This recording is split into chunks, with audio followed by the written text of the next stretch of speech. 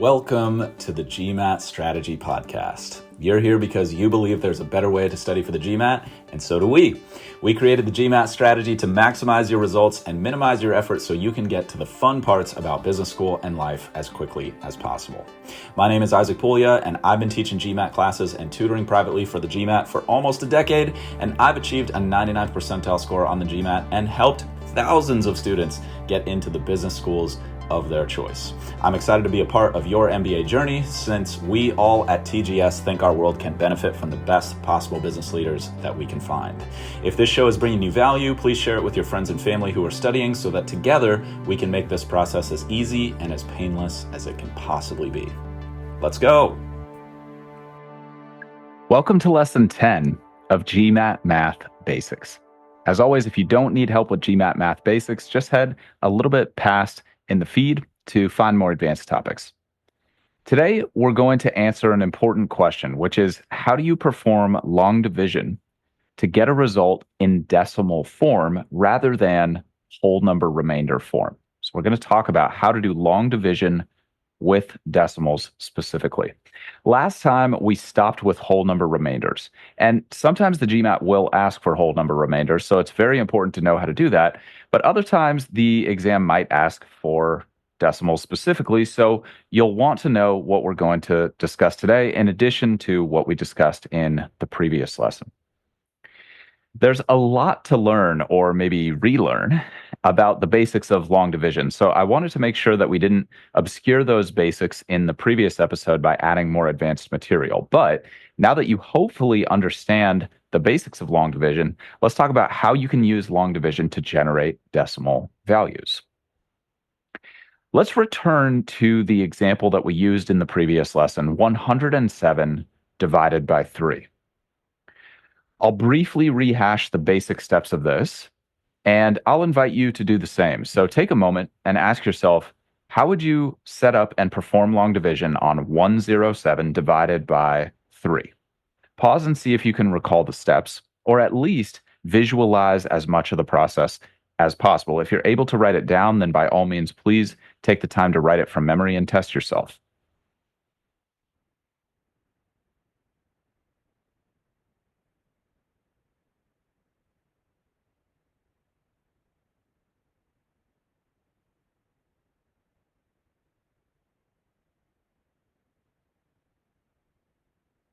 Hopefully, as a first step, you're thinking how to set this up visually. And we talked about this in the past. Again, I'll just briefly rehash it. You write a 3, then a vertical line right to the right of that number, and then you write 107 to the right of that vertical line, and then you will put a horizontal line above 107. So if you think about 107 divided by 3 as a fraction, 107 would be the numerator, 3 would be the denominator. And what we do with long division is we put that denominator to the left of a vertical line and the numerator to the right of that vertical line. Hopefully, you also remember the acronym DMSB, which stands for divide, multiply, subtract, bring down, which is the basic cycle of long division. Now, if we attempt to do this, 107 divided by 3, we can't divide 1, the first number in 107, by 3. So we write a 0 right above that one from 107.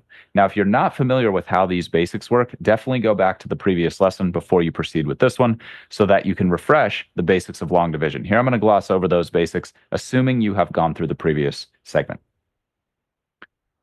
So we cannot divide 1 by 3, so we write a 0 right above the 1 from 107, and then we multiply that 0 that we just got times the 3, which is the denominator, to get 0. 0 times 3 is 0. And then we write that result right below the 1 from 107. And then we subtract that 0 from 1, which yields 1. Then we bring down the 0 from 107 right to the right of that 1, and that creates 10.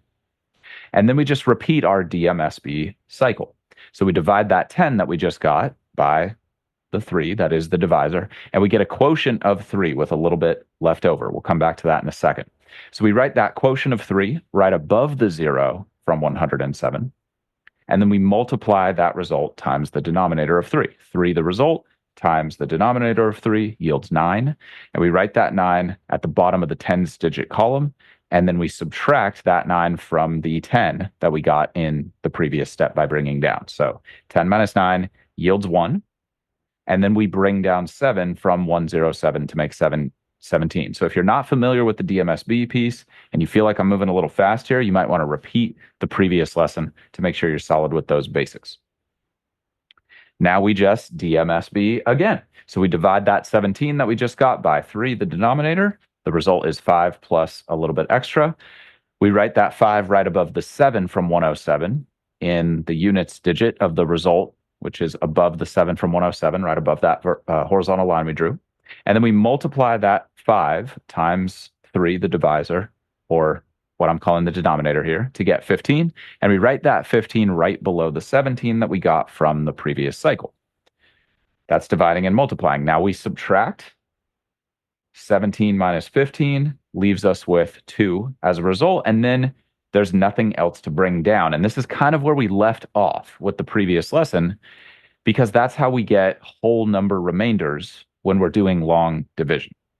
But what if you want to turn that remainder into a decimal? Well, we actually already talked about some ways that you can do that using fractions and mixed numbers in a past lesson. But what I want to dive into here is how we can adjust the DMSB cycle to get a decimal result instead of that whole number result, because sometimes it's easier, more valuable, and or just more convenient to generate the decimals directly with long division. So the key stopping point here is that there's nothing more to bring down, and that's what stops the DMSB cycle. So what we're going to do is we are going to add a decimal point to the right of both the numerator and the result. So we've got 107 in the numerator spot, and we're just going to put a decimal point right to the right of 7 there. And then we will also do that directly above it in the result area, which so far in 107 divided by 3 is 035. That's what's in the result area right above the horizontal line above 107. So we're just going to put a decimal point right to the right of the 5 from 035. So those two decimal points should be right above one another or below one another, I guess, depending on your orientation. They should be vertically stacked. Let's put it that way. What we'll do then is we're going to write a 0 right to the right of the decimal point in the numerator. So right to the right of 107, and then we've got our decimal point right to the right of 7. We're going to put a 0 right to the right of that decimal point. This works because we're not actually changing the value of the numerator when we do that. 107.0 has exactly the same value as 107. Same with 107.00 or 107.00000. You get the idea. Why do that? Well, it allows us to bring down that 0 to the right of the decimal point and keep the DMSB cycle going. So let's talk about how that's going to play out. If you think back to our most recent step, we had a 2 at the bottom of our result, but then we had nothing to bring down, so we just stopped. But if we add that 0 to the right of the numerator with the decimal point, now all of a sudden we can bring that 0 down to make 20. And again, that allows us to now do the DMSB cycle again. So we've got 20. We divide that by the original denominator 3 to get a quotient of 6. 3 goes into 26 times with a little bit left over. What we then do is we write that result of 6 right above the number we just brought down, which is exactly what we would do if we were just doing normal long division. But in this case, that 6 is going to go right to the right of the decimal point that we wrote in the result area. So now in our result area, we have 035.6 in the result area. And that's the first step to being able to generate decimal values using long division. It's a very useful skill. We can also repeat the rest of the cycle. So we can take that result of 6, multiply it by 3, the original denominator, to get 18, and then write that at the bottom of our work, so right below 20. We can then subtract that 18 from that 20 to get 2, and then we go through that one more time. We write an extra 0 to the right of the numerator. So in the numerator piece now, we would have 107.00 written there. And then we just bring that 0 down right to the right of 2 that we just got from subtracting to make 20 again. And then we just DMSB again. Now, at this point, you might suspect the exact same thing that we just did is going to happen again. And you would be right, because previously we brought down a 0, which made 20, which we then divided by 6, which we then divided by 3 to get 6, which we then multiplied by 3 to get 18, which we then subtracted from 20 to get 2, and then we brought down another 0 to make 20. So if you're guessing that we're going to get another 6 in the result to the right of the decimal and end up with 35.66 up there, then you're absolutely right. And what happens if we do that again? Well, we're just going to get the same thing. And this is what happens when you have a repeating decimal as part of your result, which coincidentally 107 divided by 3 does generate. The actual result of 107 divided by 33, the result of 107 divided by 3 is 35 2/3, which if we express that as a decimal is 35.6 with that 6 after the decimal repeating forever. So theoretically, we could do this cycle of long division, DMS being forever, to keep generating 6s to the right. Obviously, we don't want to do that on the exam. It's just a demonstration of the technique. But if a question asks us the value of 107 divided by 3, perhaps obviously it's unlikely that would be the entire problem on the exam, but it's very likely that it could be a step in a problem. And if it asked us for the answer in decimal form, then it would be really helpful to know that it is 35.666666 repeating forever. So that's the basics of generating decimal results using the DMSB cycle of long division. Let's try one more example so that this really sinks in. Let's do 205 divided by 4. Ask yourself, do you recall all the steps, or at least the general concepts that we'll use here? Take a moment and test yourself.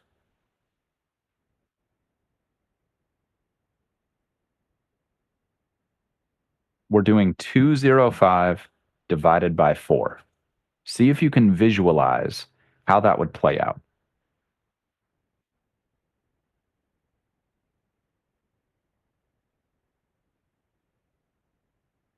It might be a little much to try to do the actual math in your head if you are only on audio right now and you're in motion. If you're on audio and you've got a paper and pen or pencil right in front of you, then that's fantastic. Hopefully you can pause the episode and try to run this one on your own and see if you can figure it out.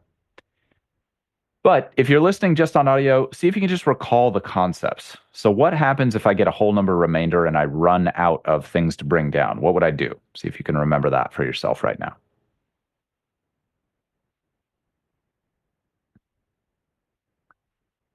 Let's go through it together. So first, we set it up visually by writing a 4 and then a vertical line right to the right of 4 and then 205 right to the right of that vertical line.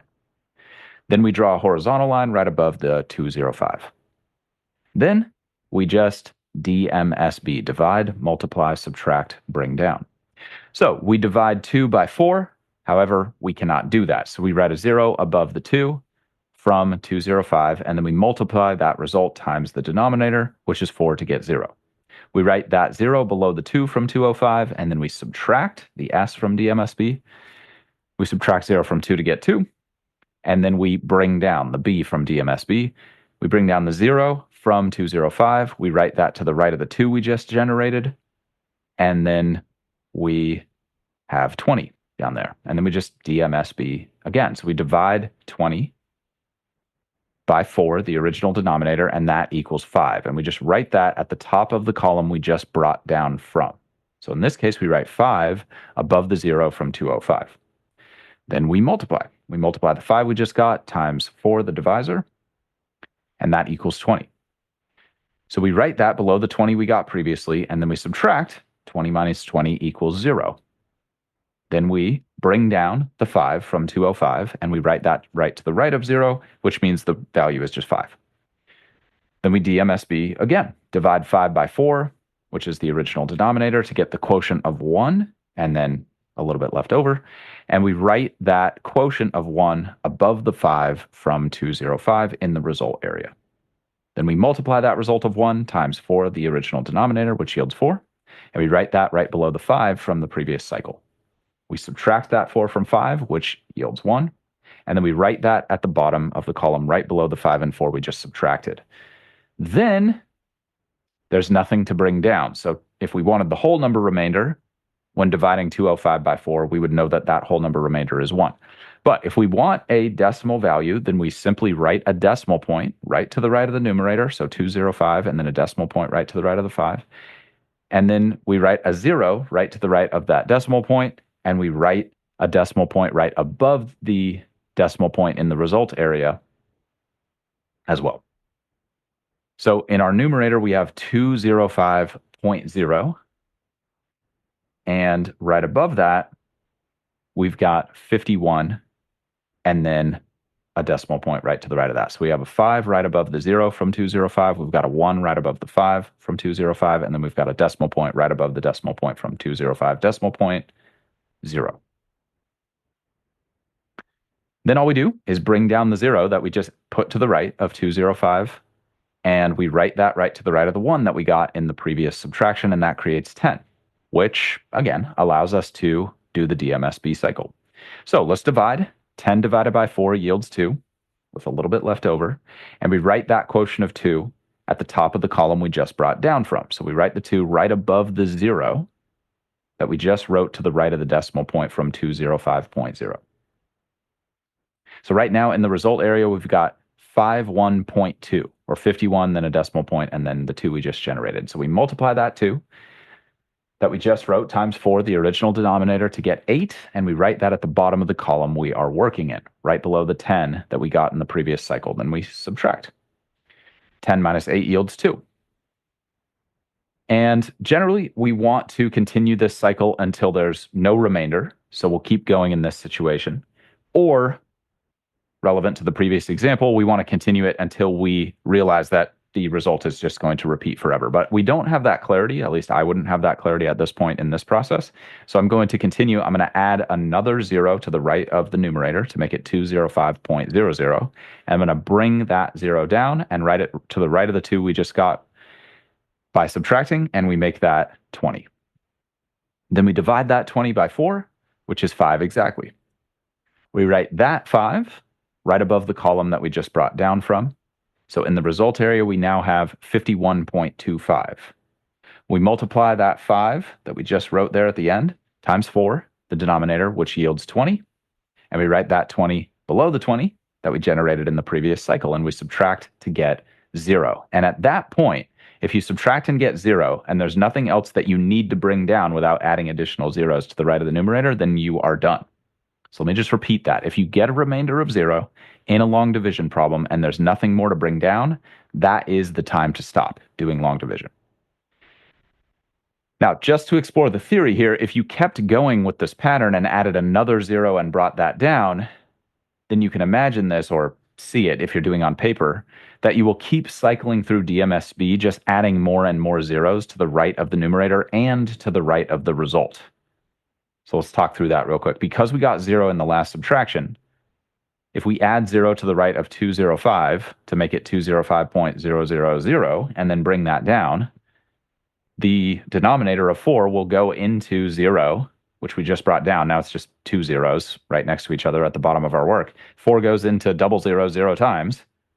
We write that to the right of the result, 51.250, and then we multiply that 0 we just got by 4, the original divisor, to get 0. We put that 0 below the double 0, then we subtract again, and we get another 0, and we just repeat that cycle on and on and on and on and on. So much better use of time, almost certainly, to just stop and move on with our lives, so to speak. So that's it. That is pretty much everything you would need to know to generate decimal results using long division. Sometimes that is the best strategy for the situation.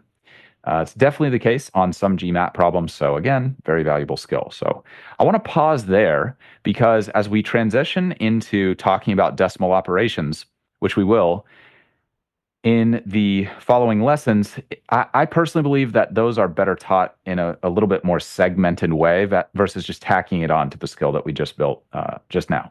But I'm looking forward to sharing more about dividing by decimals, multiplying by decimals, adding decimals, and subtracting decimals. Also very, very, very useful skills. And I look forward to discussing that with all of you very soon. As always, my greatest hope is that this material will make your studies as easy and as painless as they can possibly be.